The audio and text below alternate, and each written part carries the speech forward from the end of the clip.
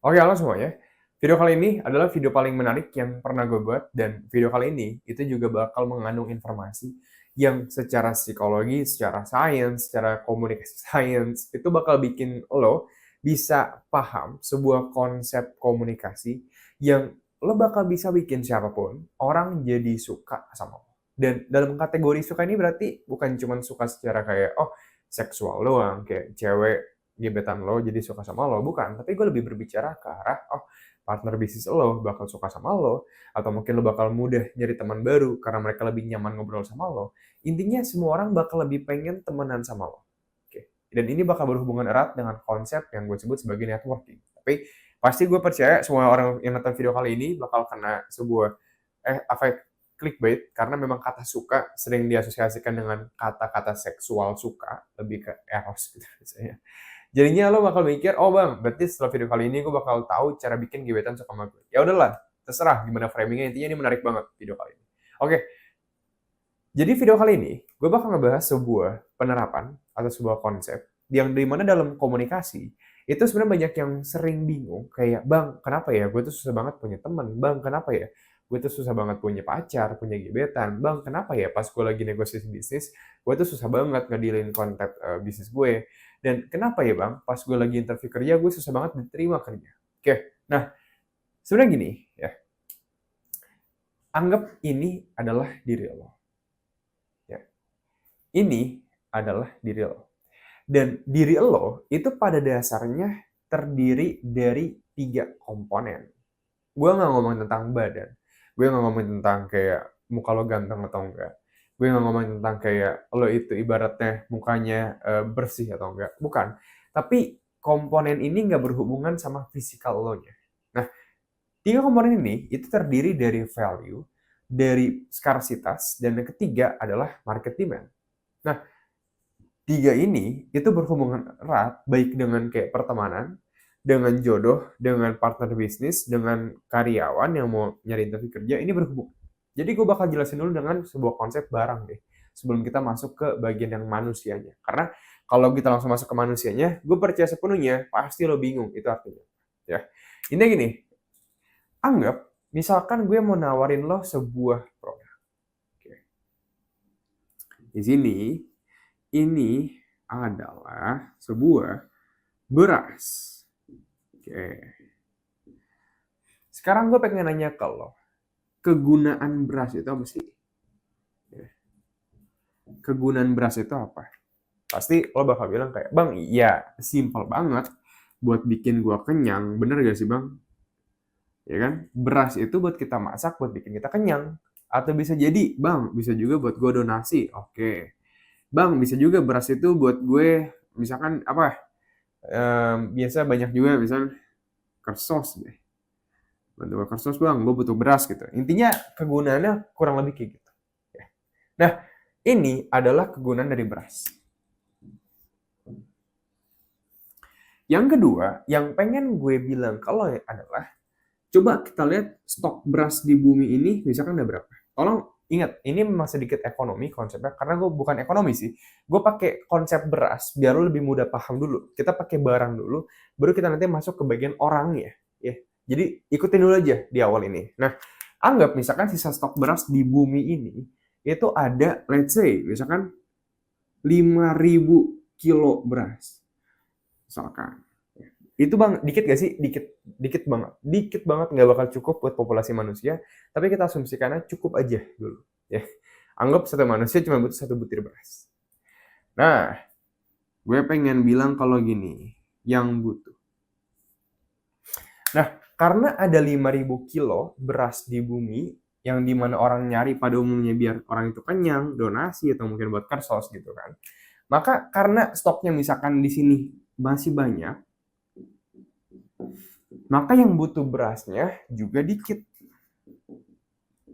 Kenapa bang? Karena gini loh, karena dikit itu dalam artian, oh ya udah, besok gue juga tinggal ke toko mana masih ada kok berasnya.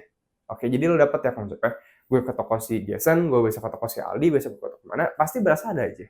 Udah pasti ada aja berasnya. Jadi demand atau kebutuhan akan beras itu jadinya dikit. Misalkan kayak gitu.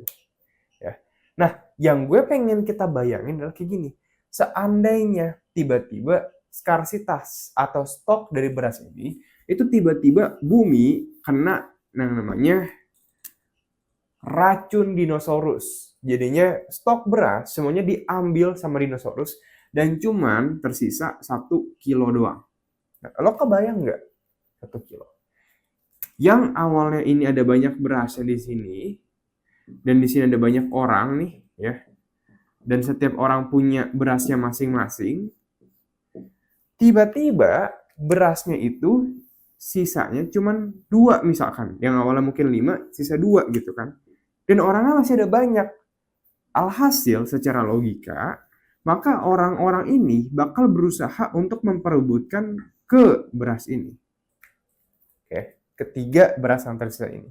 Maka dari sini kita bisa simpulin, semakin sedikit stok sesuatu tersisa, maka semakin meningkat juga sesuatu itu atau demand atau kebutuhan orang-orang akan barang tersebut. Jadi semakin dikit stok barang tertentu, maka semakin tinggi yang butuh barang tersebut. Oke, dapat ya konsepnya?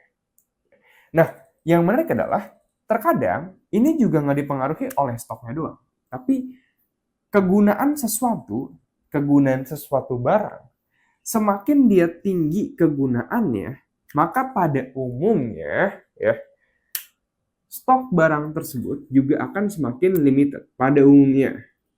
Semakin tinggi kegunaan barang tersebut, maka semakin limited barang tersebut juga pada umumnya. Tapi Bang, kalau gimana kalau seandainya stoknya banyak nih Bang, tapi kegunaannya banyak Bang? Tetap aja, kalau kegunaannya banyak, stoknya juga banyak, orang yang butuhnya juga bakal cenderung lebih banyak. Oke, jadi intinya yang mempengaruhi dari kebutuhan market ini adalah stoknya itu banyak atau enggak, kegunaannya itu banyak atau enggak. Semakin banyak kegunaan beras ini, maka semakin banyak yang butuh. Semakin dikit stoknya, maka juga semakin banyak yang butuh. Jadi ini kebalikan nih. Stok semakin dikit, maka semakin banyak yang butuh. Tapi kegunaan, semakin banyak kegunaan, maka semakin banyak yang butuh. Tapi kalau semakin sedikit kegunaannya, maka semakin sedikit yang butuh. Oke, jadi lo dapat gambarannya ya. Misalkan gue bilang, oh, gue misalkan jualan pulpen kalau. Dari 10 orang, gue pengen sorry, ini bukan pulpen, ini marker. Dari 10 orang, gue pengen jualan marker ini. Kegunaannya cuma 1, buat nulis. Ada yang mau? Mungkin nggak semuanya bakal mau. Tapi kalau misalkan gue bilang, gue jual marker ini, ada 2 kegunaan. Yang pertama, itu buat nulis. Dan yang kedua, marker ini bakal bikin lo semua, setiap kali lo ke McD, dan lo bawa marker ini, lo bakal dapat makanan gratis. 1. Dan itu akan nambah value, nambah kegunaan dari marker ini. Sehingga semakin banyak kegunaannya, semakin banyak juga yang angkat tangan buat beli marker ini. Nah, kita akan balik sedikit ke manusia. Pada dasarnya, manusia itu selalu sama konsep dari market demand ya, dengan sebuah barang.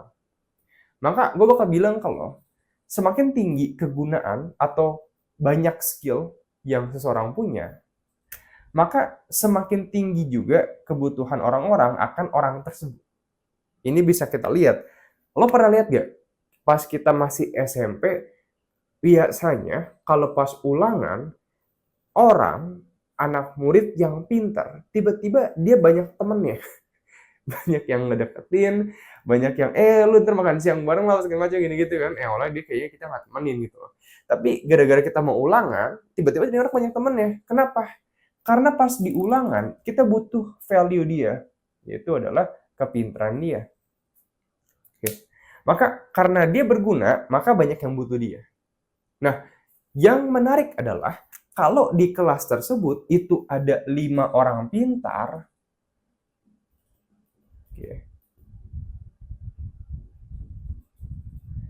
misalkan di kelas itu ada 5 orang pintar, dan misalkan di kelas itu ada 20 murid lainnya, maka 20 ini bakal bisa ke 5 orang ini. Bener gak? Tapi ya berarti asumsinya karena 20 orang berarti 1 orang, asumsinya mereka bakal punya 4 orang yang ngefans sama mereka. Kita ngomongnya ngefans aja ya. Nah, tapi kalau cuman ada 2 orang yang pintar di kelas, maka setiap orang itu bakal punya sekitar 10 fans. Nah, yang dari sini ini menjelaskan sebuah konsep yang menarik nih, bahwa semakin jarang diri lo, maka semakin tinggi demand market akan lo. Nah, ini bisa kita terapin dalam semua konteks. Mau itu di misalkan gebetan, mau itu misalkan ibaratnya di let's say di pekerjaan atau bisnis. Intinya gini deh, ya. Gue pengen disukain sama setiap cewek yang gue ketemuin atau gue pengen disukain sama setiap cowok yang gue ketemuin, Bang. Tergantung lo cewek atau cowok. Ya. Kalau lo pengen disukain, maka market demand itu kan harus tinggi. Bener gak? Kita pakai logika dulu deh. Ya. Kalau lo pengen disukain sama gebetan, maka market demand itu harus tinggi. Ini nih. Kalau gue misalkan pengen sukses bisnis, bareng siapapun itu, siapapun yang pengen lo ibaratnya negosiasiin, maka market demand harus tinggi. Kalau lo pengen punya banyak teman, pengen gampang temenan sama teman baru, maka market demand harus tinggi. Intinya ini harus tinggi dulu. Nah, dapat ya? Nah, sekarang gini, market demand itu bakal tinggi ketika dua kondisi itu terjadi. Ya.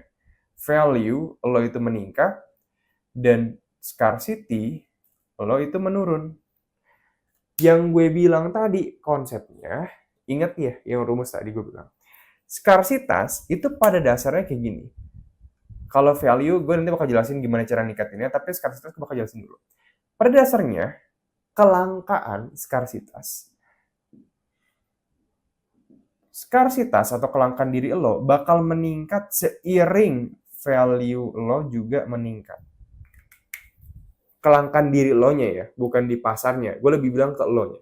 Maka semakin meningkat value lo, maka semakin jarang juga lo-nya. Lo-nya nih yang jarangnya. Jadi lo membedakan diri lo dengan orang lain. Semakin tinggi value lo, maka semakin meningkat juga skarsitas lo. Nah, kita berarti kalau dari sini, secara hukum logikanya, maka kita nggak perlu musingin tentang gimana caranya bikin diri kita itu skarsitas atau langka. Nggak usah. Karena apa? Karena kalau lo pengen bikin diri lo langka, lo cuma perlu pusingin tentang value-nya doang. Oke? Jadi, gue bakal hapus di sini skarsitas. Karena kita bakal pakai logika kausalitas. Logika kausalitas itu apa? Maksudnya jika maka gitu. Jika maka logika kausalitas, kalau gue pengen disukain sama orang atau gebetan gue, atau sama partner bisnis gue, atau sama perusahaan yang gue ngajuin tempat gue kerja gitu kan, intinya market demand harus tinggi. Market demand bakal tinggi ketika value diri gue juga tinggi. Nah bang, oke. Kalau kayak gitu, value diri gue itu harus ada apa aja bang? Value diri lo pada dasarnya terdiri utamanya dan yang paling sering berkontribusi gue sebut. Itu adalah ini. Thinking. Dua adalah communication. Dan yang ketiga, itu gue sebut sebagai hard skill. Oke. Basically, value diri lo itu terdiri dari thinking, communication, hard skill. Oh, sorry, satu lagi. Yang keempat, itu adalah inner value. Nah, bang, oke. Jadi ini tuh apa bang? Thinking pada dasarnya adalah value diri lo itu juga bisa berasal dari cara lo berpikir. Yang gue maksudin adalah cara berpikir lo itu pertanyaannya rapih atau enggak sih? Atau sistematik gak sih? Atau bisa kita bilang kritis gak sih? Jadi ada banyak banget tipe-tipe berpikir. Gue gak bakal bahas dalam video kali ini karena gue lebih fokusnya ke komunikasi. Tapi kalau lo menarik dan lo pengen ningkatin thinking lo, karena inget ya, ketika 4 hal ini meningkat, maka value lo juga meningkat. Semakin value lo meningkat, maka market demand lo juga meningkat, maka orang juga bakal lebih suka sama lo. Udah simpel gitu dong. Nah, jadi gue gak bakal bahas tentang thinking, tapi kalau untuk mengasah skill atau aspek thinking lo, berpikir lo bisa baca buku namanya Paul Sloan, How to be a Brilliant Thinker. Kayaknya gue gak ada bukunya deh. Gue ada di rak gue, tapi gue males ngambilnya. Lo cari aja, How to be a Brilliant Thinker, Paul Sloan. Seingat gue nama penulisnya Paul Sloan, tapi buku itu ngebeda gimana caranya lo bisa berpikir dengan maksimal dan efektif. Kritis tapi juga kreatif, kreatif tapi juga kritis. Oke, itu buku itu cukup banget buat ngasah thinking lo. Yang kedua adalah skill communication. Kenapa gue bilang communication? Karena komunikasi adalah gimana cara lo ngepresentasiin diri lo. Cara lo ngomong itu mencerminkan diri lo itu seperti apa. Value yang lo punya itu apa aja. dan hard skill yang lo punya itu ada apa aja, dan inner value yang lo punya itu apa aja. Jadi singkat ceritanya, dunia bakal mendapatkan gambaran tentang diri lo ketika lo itu berkomunikasi. Jadi gue bilang makanya komunikasi ini penting, terutama komunikasi persuasif. Dan kalau komunikasi ini silakan lo cek video gue yang lain. Gue sering banget bahas cara ngasah skill komunikasi lo. Pada dasarnya terdiri dari 3 hal. Satu itu gue sebut sebagai listening skill, kemampuan lo mendengarkan. Yang kedua itu terdiri dari speaking skill, cara lo berbicara, skill lo berbicara. Ini terdiri dari macam-macam lagi, ada storytelling, ada juga misalkan retorika, ada juga misalkan dia Chiarelli principle atau komunikasi persuasif. Jadi macam-macam. Listening juga sama, ada active listening, ada juga macam-macam deh, banyak banget pokoknya. Jadi ada 2 pada dasarnya. Dari skill komunikasi itu basically bisa dibedah atau dikategorisasiin jadi 2. Listening, mendengarkan, dan yang kedua adalah berbicara. Lo bisa cek video gue, jangan bilang video ini nggak ngajarin. Gue ngajarin tapi di video lain. Kalau gue ngajarin, di video bakal jadi 24 jam takutnya. Jadi cek aja video-video yang lain. Gue sering bahas tentang listening maupun speaking dalam komunikasi. Nah ini untuk yang komunikasi. Yang ketiga, by the way, sorry, sedikit ngomong juga. Kalau lo pengen bener-bener ngasah skill komunikasi lo, kalau tadi kan gue rekomendasiin Paul Sloan, tapi kalau untuk komunikasi, gue bakal rekomendasiin produk gue sendiri. Jadi gue punya namanya 3 Hour Communication. Jadi program itu sengaja gue strukturin, gue bikin rapihin, mulai dari cara lo bisa berkomunikasi tanpa rasa gugup, gagap belibet, dan bisa nguasain skill dalam speaking yang tadi, kayak cara berretorika, berargumen, matain argumen lawan, bikin siapapun bilang iya kayak yang lo minta, dan nerapin karisma dalam kehidupan komunikasi lo. Itu juga murah banget, cuma 99.000 doang. Jadi lo bisa cek programnya di bawah, pin komentar di bawah. Dan ingat, nggak harus beli banget. Kalau lo nggak mau beli juga jangan. Dan kalau lo masih belum ibaratnya ragu-ragu juga nggak usah, apa-apa. Jadi gue nggak maksa lo. Kalau misalnya mau aja. Karena udah 800 orang lebih. Ada 800-an dari lingkungan kerja, kayak karyawan, pengusaha, karyawan BUMN, swasta, yang ngerasain perubahan drastis banget setelah nerapin dari program gue. Itu untuk yang communication. Jadi lo bisa cek sendiri. Yang ketiga adalah hard skill. Hard skill pada dasarnya adalah skill yang lo punya zaman sekarang itu ada apa aja sih kira-kira. Hard skill ini macam-macam. Terdiri dari digital marketing, misalkan. Ini hard skill yang gue punya aja ya. Gue kasih contoh aja. Yang pertama itu adalah digital marketing. Yang kedua gue juga nguasain untuk bagian dari data analytics. Yang ketiga gue juga misalkan nguasain untuk bagian skill copywriting. Yang keempat gue juga nguasain misalkan dalam segi sales. Yang kelima gue juga punya skill personal branding. Jadi ini contoh doang. Jadi hard skill itu menjelaskan mengenai singkat ceritanya skill yang lo punya itu ada apa-apa aja. Dan sama logikanya, semakin banyak hard skill ini yang lo punya, maka semakin tinggi juga hard skill lo, maka semakin tinggi juga value lo, maka semakin juga market demand lo, maka semakin tinggi juga orang suka sama lo. Jadi perbanyak ini dan lo bakal lebih disukai sama orang. Itu untuk yang hard skill. Nah, sekarang yang gak kalah penting adalah selain orang itu ngelihat hard skill, cara berpikir lo, cara lo berkomunikasi, gak kalah penting adalah inner value. Atau value diri lo itu gimana? Sebagai contoh, kalau gue pribadi sangat menekankan sekali value diri gue kepada yang gue sebut sebagai stoicism. Nah, gue itu lebih menekankan value diri gue ke dalam sebuah filsafat yang gue sebut sebagai stoicism. Jadi dalam aspek apapun, mau itu di percintaan, mau itu di bisnis, mau itu di ibaratnya pekerjaan, ataupun dari keluarga, gue selalu menekankan diri gue kepada filsafat stoikisme. Dan sedikit mungkin lo yang nggak tentang stoikisme itu menjelaskan pada dasarnya lo ada hal yang bisa lo kontrol dan ada hal yang lo nggak bisa kontrol. Dan lo nggak akan pernah bisa ngontrol semua hal. Jadi fokus aja ke hal yang lo bisa kontrol. Ini yang kayak apa yang bisa lo lakuin, apa yang lo pikirin, apa aja yang menjadi keputusan lo, menjadi pertimbangan lo, itu semua ada dalam kontrol lo. Dan ini adalah filsafat stoikisme. Nah, sedikit penjelasan. Orang itu juga menilai lo berdasarkan value lo itu bisa dikatakan bijak atau enggak. Karena gini, 90% orang itu mereka tidak menempuh jalur kebijaksanaan. Oke, gue sering bilang dalam konten gue yang cukup bias, kebijaksanaan bisa lo tempuh melalui sebuah jalur yang gue sebut sebagai metode dialektika. Sebenarnya dialektika ini apa sih bang? Dialektika adalah lo mempertanyakan apa yang lo ketahuin sekarang. Itu sebenarnya pada dasarnya udah bijak atau belum, sudah benar atau belum. Kayak misalkan, let's say, gue besok datang ke sebuah tempat meeting bisnis. Dan meeting bisnis itu kacau banget. Klien gue ngata-ngatain gue, dan gue juga ibaratnya jadi marah gitu kan. Dan pas gue pulang ke rumah, singkat ceritanya gue nanya ke diri gue kayak, tadi gue tuh marah bener gak sih? Apa jangan-jangan klien gue itu marah itu nggak ada di kontrol gue, dan jadinya gue tuh marah, dan itu malah membuktikan bahwa gue bukan makhluk yang bernalar. Nah oke, jadi dialektika adalah lo mempertanyakan terlebih dahulu kepada diri lo sendiri, kira-kira yang terjadi kepada lo itu sesungguhnya udah bijaksana atau udah bener atau enggak. Jadi again, ini adalah cara lo untuk mencapai kebijaksanaan. Kalau gue pribadi banyak caranya, tapi gue pilih dialektika buat ngetes gue kebijaksanaan diri gue tuh berdasarkan standar apa.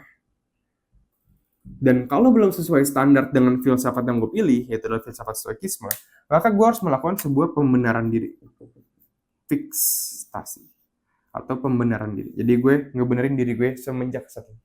Nah ini secara nggak langsung bakal meningkatkan inner value gue untuk semakin mendekati kebijaksanaan. Secara singkat ya, kalau lo pengen bikin lo menjadi market yang jadi pusat sentral market gitu kan, bakal bikin siapapun suka sama lo, ada beberapa hal yang harus lo kemas dari diri lo. Satu, cara berpikir lo. Yang kedua adalah skill komunikasi lo. Yang ketiga adalah hard skill, pelajarin sebanyak mungkin skill kayak sales sama segala macam. Dan yang ketiga adalah ningkatin kebijaksanaan atau pedoman atau apapun yang lo percayai dalam cara menjalankan sebuah kehidupan. Nah ini adalah konsep dari gimana lo bakal bikin siapapun bisa jadi suka sama lo. Ya, dari value, skarsitas, dan market demand. Gue dan Newsround, platform program gue sendiri, itu edutech ilmu komunikasi, science communication di stanleyacademic.com. Di sana lo bakal belajar cara berkomunikasi tanpa rasa gugup, gagap, belibet dalam 30 hari doang. Dan lo bakal bisa menguasain skill-skill yang jauh lebih advance dalam komunikasi, kayak berretorika, berargumen, komunikasi persuasif, power dynamic in communication, cara menerapkan karisma dari sisi science communication dalam kehidupan lo. Dan udah ada 800 lebih teman-teman kita yang ngerasain perubahan drastis dari konteks pekerjaan lah, ada yang udah karyawan BUMN, ada juga pengusaha, ada juga karyawan biasa swasta, ada juga yang mahasiswa. Jadi ada banyak banget. Lo bisa cek aja di stanleyacademy.com, di Google, atau enggak di pin komentar di bawah.